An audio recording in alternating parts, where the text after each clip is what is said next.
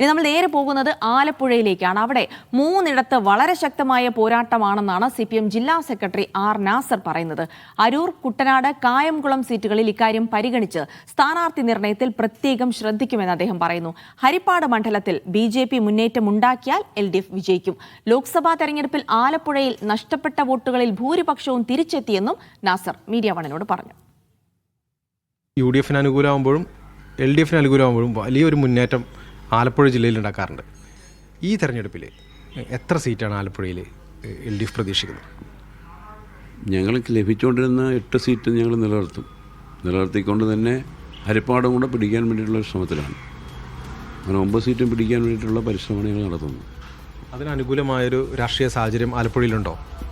തീർച്ചയായും ഇടതുപക്ഷ ജനാധിപത്യ മുന്നണിക്ക് അനുകൂലമായ ഒരു സാഹചര്യം തന്നെയാണ് ഇപ്പോൾ നിലനിൽക്കുന്നത്. അതിൽ കഴിഞ്ഞ പാർലമെൻറ്റ് തെരഞ്ഞെടുപ്പ് സമയത്ത് ഞങ്ങൾക്ക് ലഭിച്ചിരുന്ന കുറേ വോട്ടുകൾ മാറിപ്പോയി. ആ മാറിപ്പോയ വോട്ടിൽ മഹാഭൂരിപക്ഷം ഇപ്പോൾ തിരിച്ചു വന്നിട്ടുണ്ട്. ബാക്കിയുള്ള വോട്ടും കൂടെ തിരിച്ചു വന്നു കഴിഞ്ഞാൽ കഴിഞ്ഞ പ്രാവശ്യത്തെ വിജയം എന്തായാലും ഉറപ്പായിട്ട് ആവർത്തിക്കുമെന്ന കാര്യത്തിൽ തർക്കമില്ല.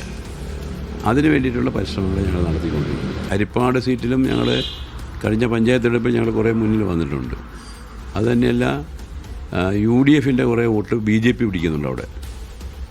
ആ പിടുത്തത്തിൽ ശാലം കൂടെ കൂടുതൽ അവർ പിടിച്ചാൽ ഉറപ്പായിട്ട് ഞങ്ങൾ ജയിക്കും. 3 മണ്ഡലത്തിൽ, അതായത് അരൂരും കുട്ടനാടും അതുപോലെ തന്നെ കായംകുളം, ഇങ്ങനെയുള്ള ചില മണ്ഡലങ്ങളിൽ ഞങ്ങൾ നല്ല ഫൈറ്റ് നടക്കും. ഇത്തവണ നല്ല ഫൈറ്റ് നടക്കുന്ന മണ്ഡലങ്ങളായിട്ടാണ് ഞങ്ങൾ പരിഗണിച്ചിട്ടുള്ളത്.